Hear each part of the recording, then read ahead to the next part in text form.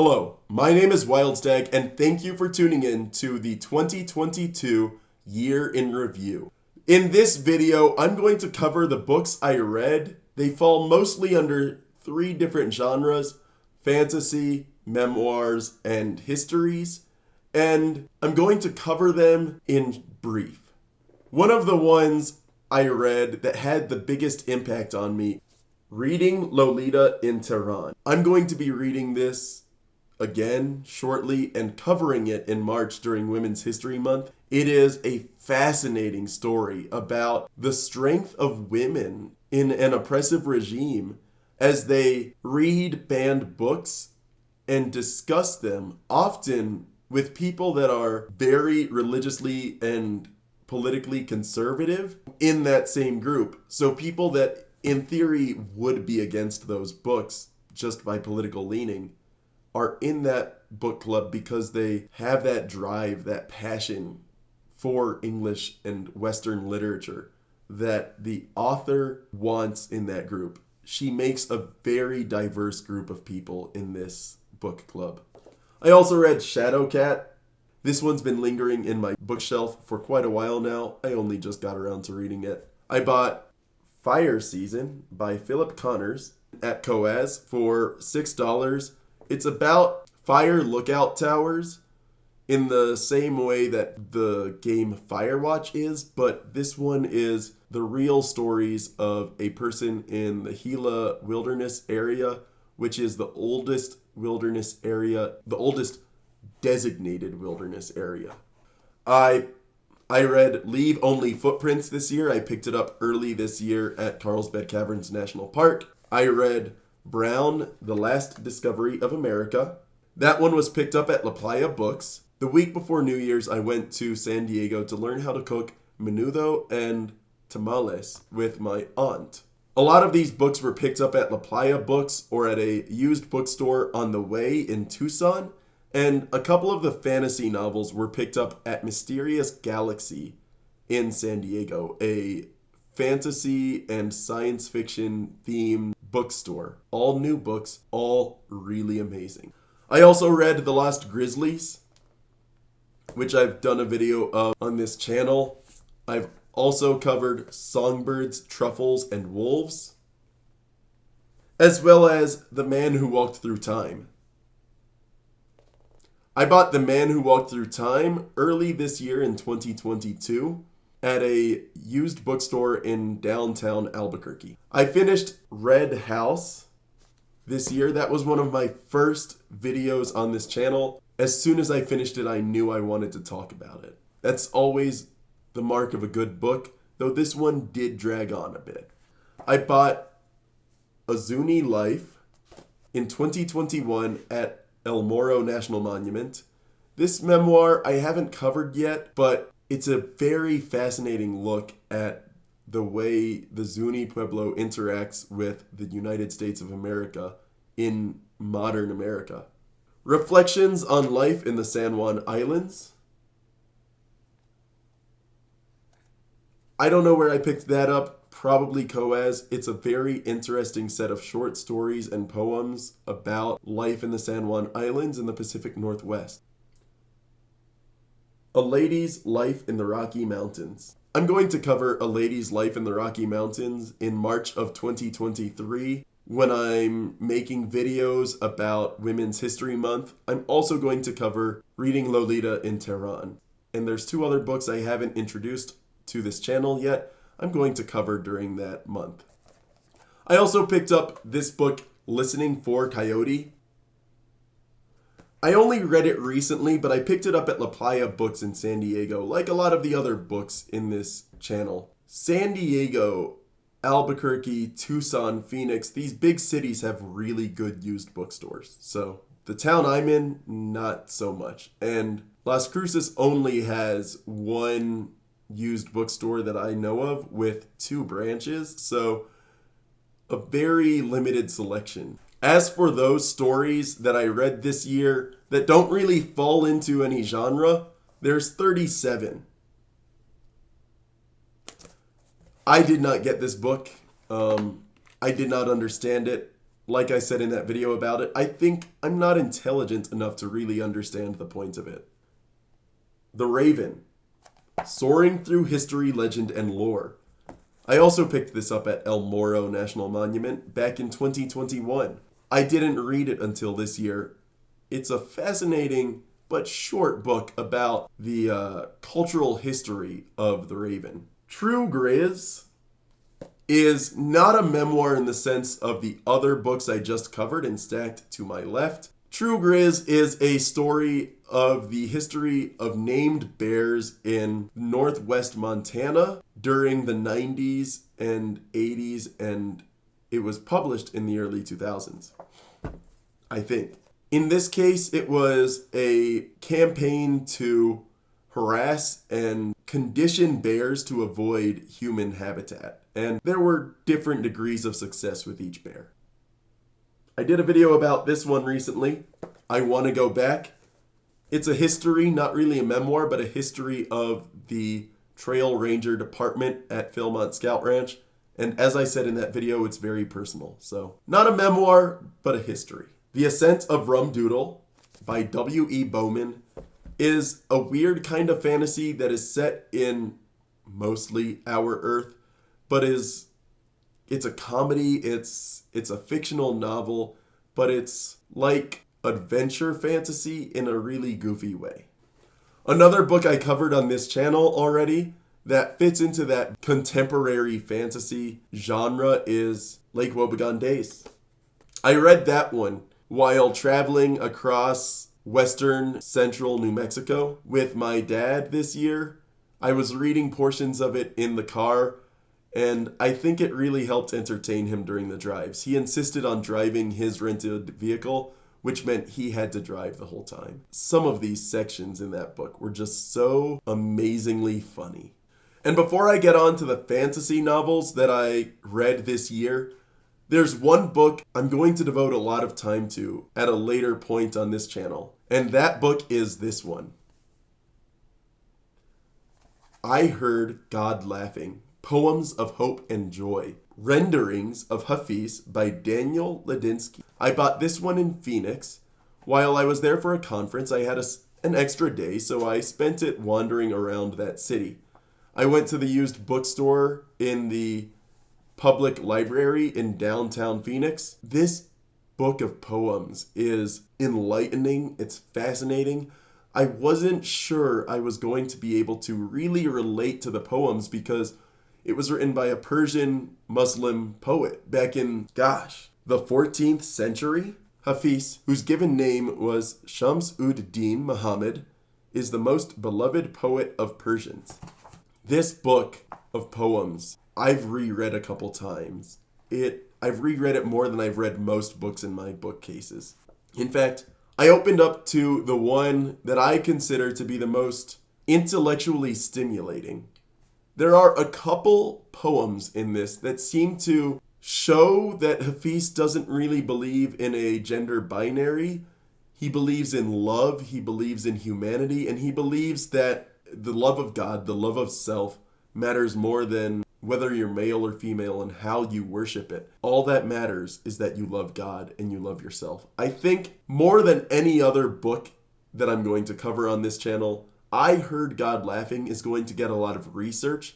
It's going to get a lot of care and attention that it deserves, more so than I feel for any other book in my inventory. Finally, we come to books in the fantasy genre that I read in 2022. The first one, The Grey Bastards. I covered this in another video. I'm not too happy with it. I read it, it was intriguing, it was very unusual. It felt like incel fantasy at times. And I don't mean to do Jonathan French any offense by saying that. I bought The Grey Bastards and a couple other books in this stack at Mysterious Galaxy in San Diego. It's a fantasy and sci-fi themed bookstore, and I bought several new series at that bookstore. Among the books I bought there is this one. The Tangleroot Palace, which was LGBTQ plus fantasy. I loved so many short stories in it. There were some that I struggled with, but there were some that I just meshed well with. And it's not that I am at all involved with that community, but the stories were that engaging. Also picked up at Mysterious Galaxy is Hollow Kingdom, which is that book, the green book, right behind my shoulder. I finished that book last year. I read it quickly. One book I picked up there that I did not read for almost a full year, though, is this one, The Baron of Magister Valley. I hope I got a good view of that cover for y'all. This is presented on the front cover as almost swashbuckler fantasy. A few things about it. It is a reimagining of the Count of Monte Cristo using elves effectively. In this setting, they call themselves human, but they also live for like 5,000-6,000 years. They're basically elves. What separates these elves from most other stories I've read is that these elves seem to be almost, and I mean this in the least offensive way possible, but these elves almost seem autistic and mechanical in their dialogue. They repeat very unusual phrases. They're very logic-oriented. They're exceptionally rigid. It reads very socially stunted at times, but it was a fascinating reimagining of the Count of Monte Cristo. Also, the ending to this one differs from the ending of that classic, so I'll do a video about that eventually.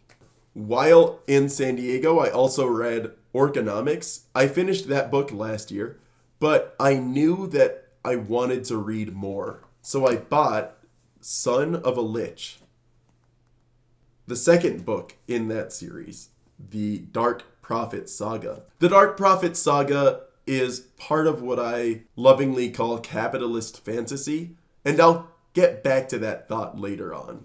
Suffice it to say, I loved this book. The ending to this one isn't as cathartic as the ending to the first book, but it was more fulfilling, and it closed off a lot of plot threads, hanging plot threads that carried over from the first book. I didn't purchase one of these books in the next three. Last year, or even this year, I purchased it in the end of 2019 while visiting San Diego for a funeral with family. One of my little cousins wanted to go to a bookstore, I did too, and so we went there and we had a good time. I picked this book up at the time, Dragon Slayer. When I finally got around to reading it early this year, I knew I needed more. My sister had given me a gift card over Christmas of 2021 for bookshop.org, and I spent my time looking for used books or cheap books with that gift card. So I bought Knight of the Silver Circle, which is book 2 in that trilogy, as well as Servant of the Crown, which is book 3 in that trilogy. I ordered them really quickly, and I read all 3 books cover to cover, and I had to wait about a week between reading the first and third, but when I finally had that day off to read it, I blew through book 2, I blew through book 3. These were incredibly engaging, incredibly fun stories to read about a mostly washed up protagonist who, after his wife died a decade earlier, he kind of became depressed and an alcoholic. But he's also the sole surviving member of an order that was originally designed to fight dragons. Fun book, fun series. One of the other fantasy books I read this year was 12 Blades in Contempt, which I've done a video on. Since then, Jordan Darrett, the author of it, found my video, though admittedly it's only one of 2 videos with 12 Blades in Contempt on YouTube.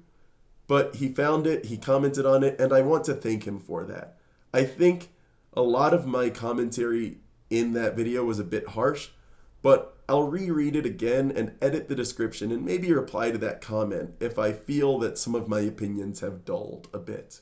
Also read this year, Yarrow by Charles DeLint. I read Central Park Night, which I picked up at Koaz. I read Six of Swords, which I picked up at my local used bookstore. It's a library surplus store. I avoid going there mostly because a lot of the books from it are anti-science, which speaks a lot to the kind of community I live in. Another book I picked up was The Vagrant, which for a while now, about 6-7 months, I've been outlining and jotting down notes for a story. One of the gimmicks is that I don't want the main character to have a name, just a title. And when I picked up The Vagrant and started reading it, I saw that book is very similar to what I had been thinking about. Not in content, but the gimmick of The Vagrant is that he doesn't have a name, just a title. He doesn't speak, he's mute. And so it's an interesting story, and The Vagrant helped me realize I could do that idea. It's been done before, part of that gimmick at least. Not the entire story, but I also picked up Skullsworn sometime this year. I did a video about it, and it was one of my earlier videos. I may go back and reread this and then edit that description or comment in it to describe if I was too harsh or too soft on it. The Adventures of Corwin.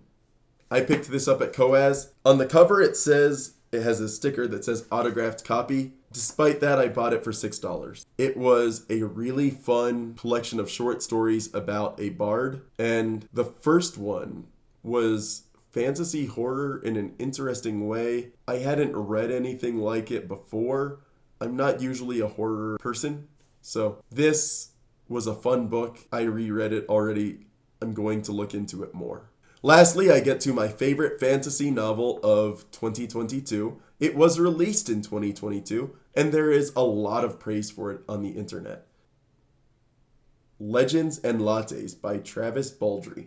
There's a lot that can be said about this book. I'm not sure how much of it is a repeat from what others have said. But this book fits nicely into a subgenre of fantasy that I'm starting to lovingly call capitalist fantasy. I mentioned that word earlier in this video, but I'm going to cover it in depth here. In my eyes, capitalist fantasy is a subgenre of fantasy that concerns itself with capitalist dealing. In Orconomics and Son of a Lich, the capitalism is almost late stage, it's dystopian, everything has a dollar value to it, a gold piece value to it, and everything is monetized. And when someone starts competing, you kill them. It is almost like the robber barons of the late 19th century, but in a fantasy setting. That's a very dystopian version, but Travis Baldree's Legends and Lattes is a very almost utopian version. In that book, Viv, an orc barbarian, is trying to start a new business, a coffee shop. And the book's challenges are about her finding ways to set up shop with her limited savings and building a community so that her business doesn't fail immediately. A lot of research was put into that book about starting a business that I'm going to cover eventually. It was an incredible book, and I cannot help but read it again. It and the Dark Prophet Saga fit very neatly into that capitalist fantasy subgenre, and I want to read more because it's so intriguing to me that two different fantasy novels can come at capitalism from so different a direction and yet be as compelling and as thrilling and as engaging as these. Anyway, those were the books I read in 2022. That was about 36 books. I don't remember the exact number off the top of my head, but I hope to read as many, if not more, books in 2023. And I hope you enjoy the videos I produce next year and my thoughts about those books that I read. My name is WildStag, and thank you for tuning in to my 2022 Year in Review.